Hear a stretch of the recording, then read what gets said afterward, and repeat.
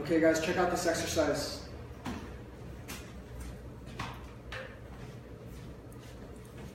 Here we're going to use parenting and constraints.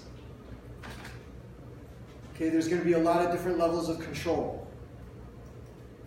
Look at how I've properly named different things here. Okay, another thing that you're going to have to do is you're going to have to know which mode to be in. I'm going to write something on the board here.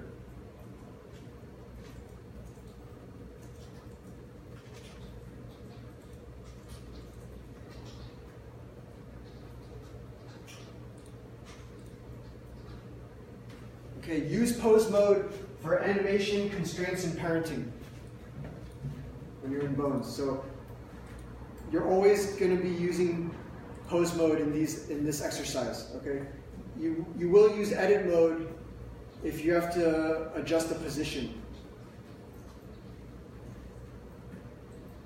but we're not doing that. I already set everything up here for you. So in this exercise, anytime you select a bone, please make sure that you're in pose mode. Okay, let me just go through this quickly. Keep your eye on the screen and just interrupt me if you have any questions, okay?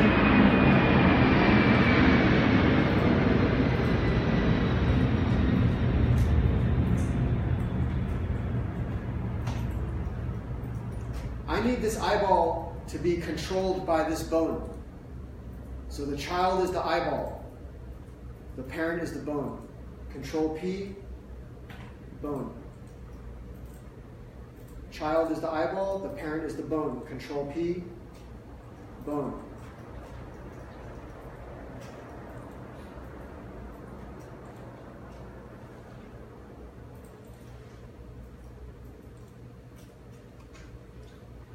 This empty is going to be the track 2 master for this bone. Okay, so this is a little bit different than how I did it last time.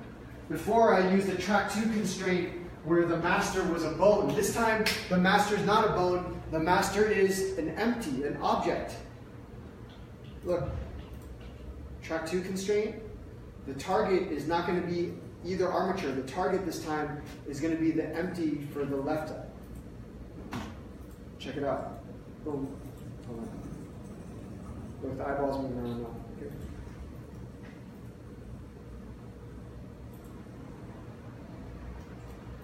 Selecting the eye bone, adding a track 2 constraint, empty for the right eye. It's a little bit offset there. Sorry, that eyeball got moved a little bit. There we go. Okay. Now what I'm going to do is make this bone the parent for both of these. So child, parent. Whoops, let me make sure that this is in pose mode. See how I made sure it was in pose mode first? Even though you have to select the child first, I selected the bone, the parent first, and just to make sure I switched to pose mode. Now I select the child first, parent, Control P, bone.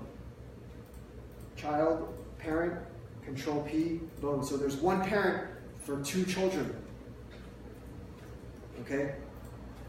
You guys might have remembered that I just said nobody wants to have to select bones. People want to select objects. Well, look, I'm going to go to another layer here. And I'm just going to create a cylinder.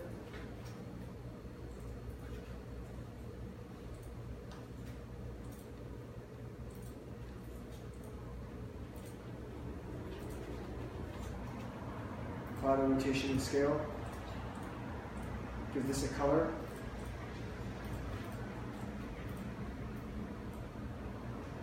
Okay, I'm going to go back over. I'm going to select this bone. And guys, check this out. In the bone menu, at the very, very bottom of the bone menu, Steven, can you read what this says back here? From back there? Custom shape. Custom shape. If you click here, you can choose that cylinder, and it'll replace this bone with a custom shape that will look better as a control object.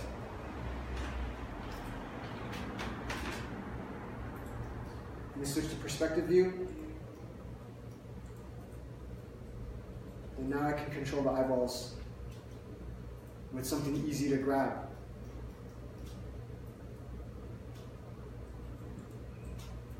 Okay, I'm going to start all over again. Please open up constraint versus parent number 3, eye control.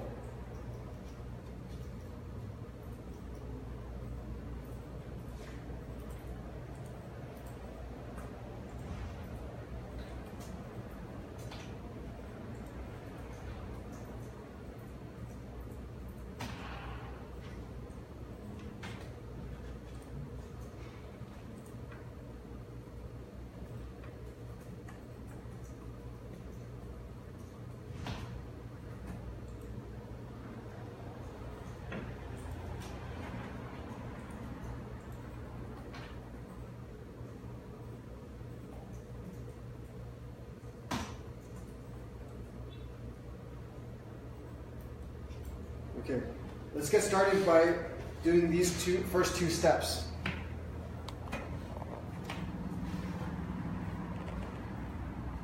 Nice, Nick. Are you done already? Yeah.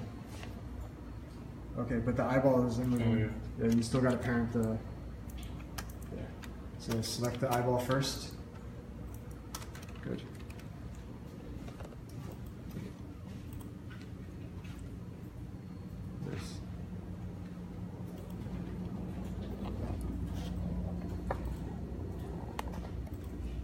Anyone know what kind of cleaner that smell is that you're using? It's like super strong.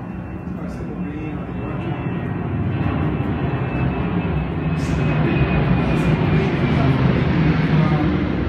Production, the cases.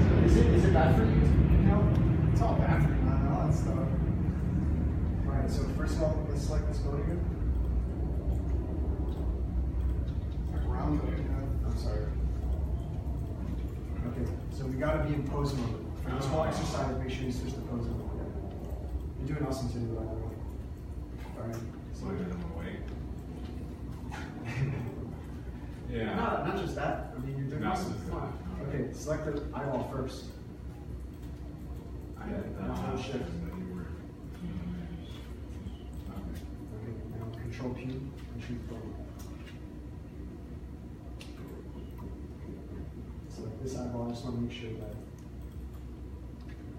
I just want to make sure it's not. Yeah, hit X there. Yeah. Okay.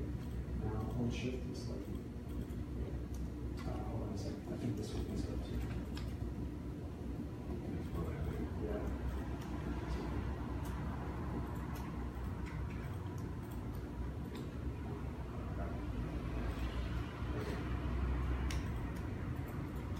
Control P.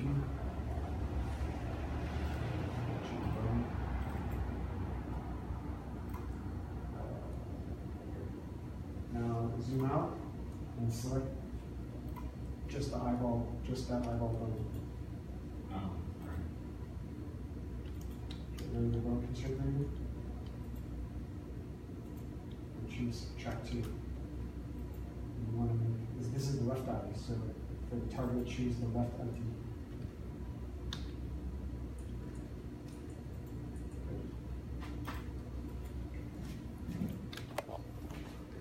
Okay, yes.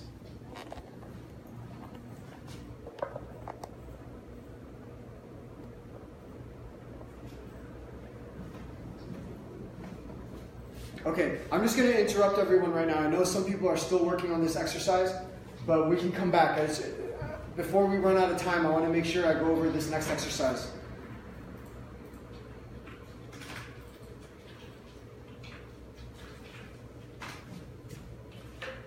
Check out this eyeball here. This eyeball is not a perfect sphere.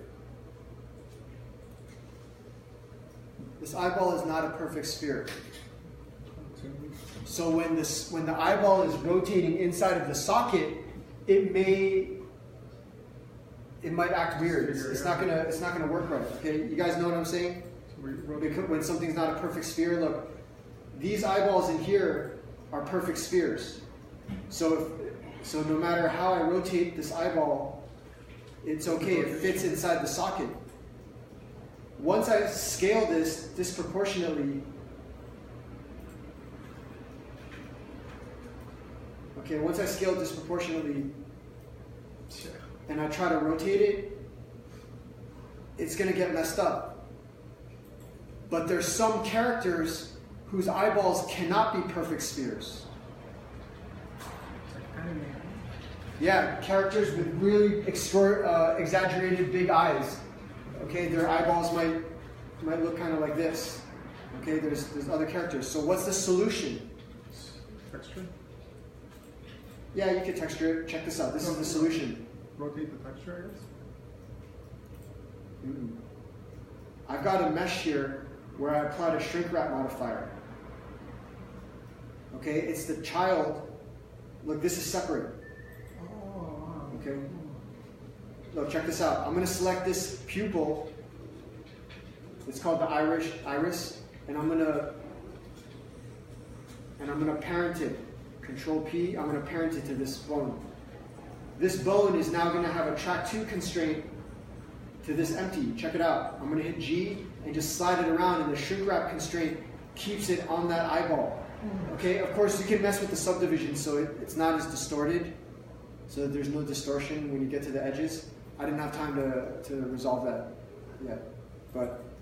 So it's just a flat circle? Yeah. All right, so let me show you what's going on here. If I just temporarily hide this object, it's like wrapping around that object. How can I show this better? Like Legos, you know when they animate Legos? Like a predetermined shape, and all the stuff that happens in their faces has to happen in that shape. I don't know if that helps you see it. Okay, yeah, exactly. Okay. I'm going to go through this as fast as I can. Number one thing I want to explain has nothing to do with rigging, but it's a little trick here. When you use the plus and minus keys on the numeric keypad, with control, you can grow a selection. If you just use plus and minus, it just zooms in and out. But if you hold control and hit plus, you can grow a selection or subtract from the selection.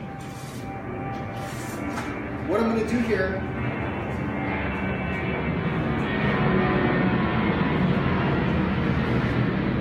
I've got a selection made, and I'm just going to hit Shift D to duplicate all these faces. Boom. This is going to be the new iris. It's like a contact lens that's popped out. I'm going to cancel it, and then I'm going to hit P to separate it by loose parts. So now it's 2 pieces. See that? It's 2 pieces now. So you pop that out of this. Yeah, pop it out. Exactly. I pop it out. Now that it's popped out, I'm going to just assign a new material to it. Or you duplicate it. Didn't leave a hole behind. Yeah, because I duplicated it first and then I popped it out. Okay, so I'm just going to add a color. Obviously, you guys can add an iris. You can do like a gradient, like a red gradient. Yeah, you could do that. Let me just put some black in the middle here.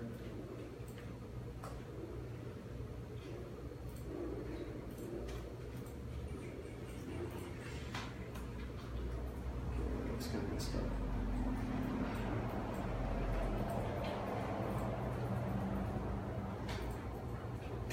Okay, what I'm going to do next is assign a shrink wrap modifier. And you guys might remember this from last session when we were retopologizing. We used shrink wrap like almost every session.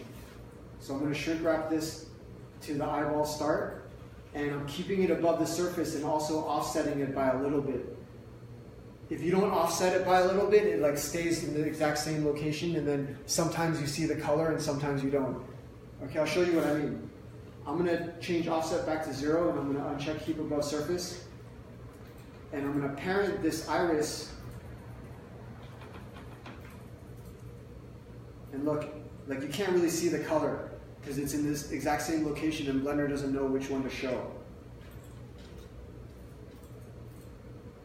Okay, but if you offset it by a little bit and then keep above surface, it's always going to be there.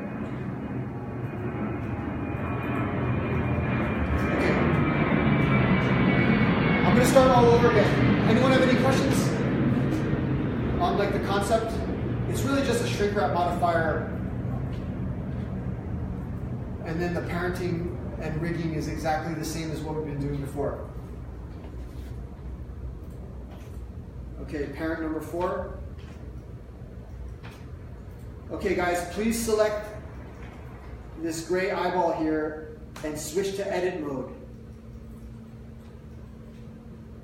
While you're in edit mode, hold control and use the plus sign on the keypad. Not the plus sign on your top row of the keyboard, but the plus sign on the numeric keypad. I'm holding control and I'm just growing that selection. How much should you go? It's up to you. I don't care how big the iris wants to be. Okay.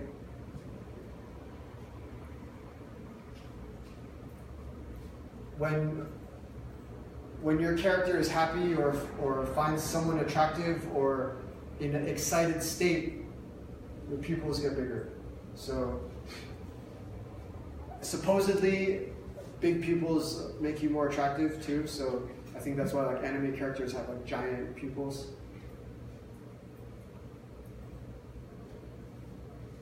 I think it just has to do with sunlight though, letting in sunlight.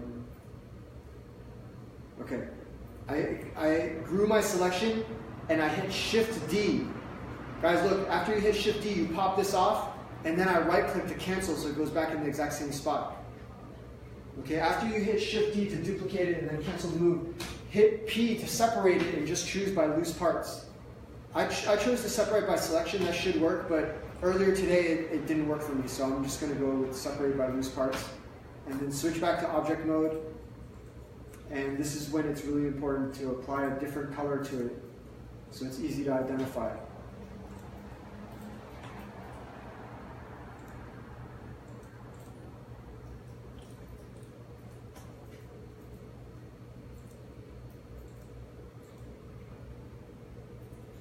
Okay, I'm going to also assign a black material to the pupil.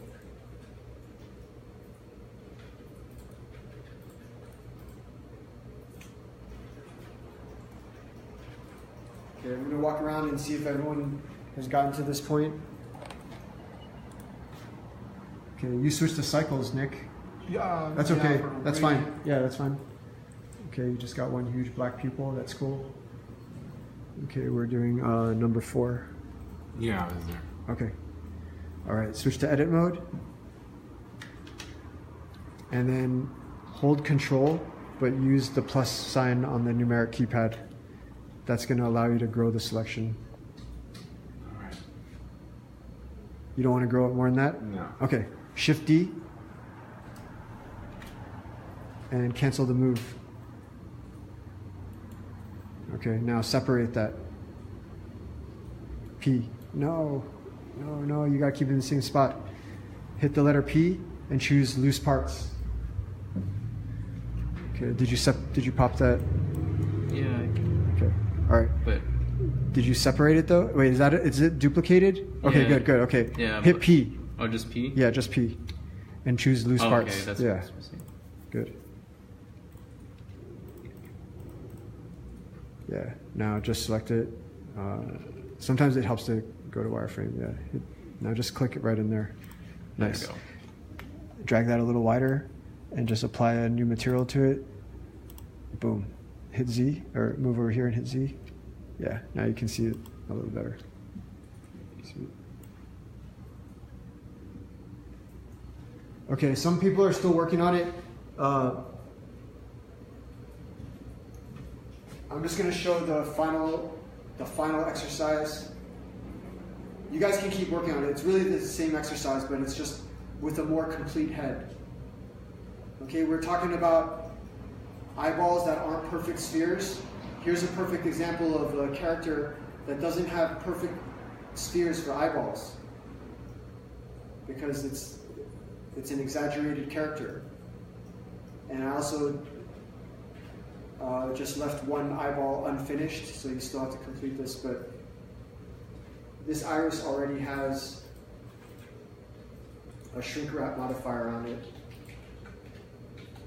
And please remember to stay in pose mode for this exercise. Okay, you can see that the shrink wrap modifier is already on this. And because my eyeball isn't subdivided as much, guys, take a quick look up here. See how this eyeball isn't distorting as much? Is because the geometry is evenly spaced out. I don't know if that made sense to you guys. Look at the faces here. They're a little more evenly spaced out than they are in the subdivided sphere that you guys were just working on.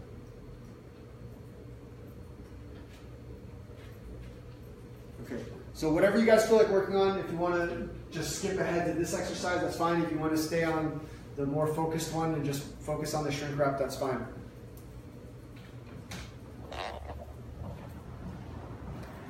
Blender class at FX Dojo. Check out fxdojo.com and